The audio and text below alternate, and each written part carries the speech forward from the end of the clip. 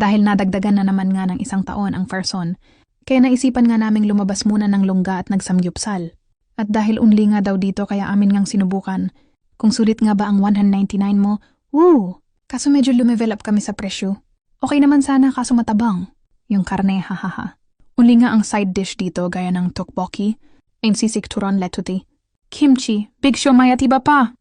Medyo napadami nga ang kain ng mga Ferson. Naku, sira na naman ang diet. Pero cheat day naman kaya okay lang? Kaso kapag itong asawa ko naman ang kasama ko, naku na demonyo na hahaha. Lagi ba naman kasing tinatawag ng pagkain?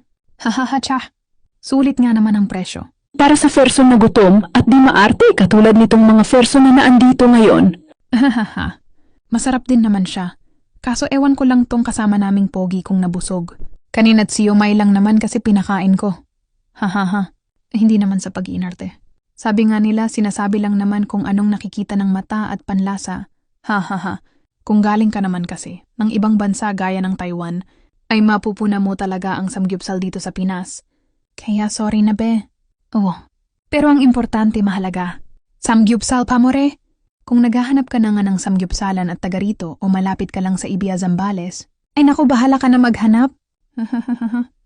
Haluhugin mo na lang kung saan ba dito yan.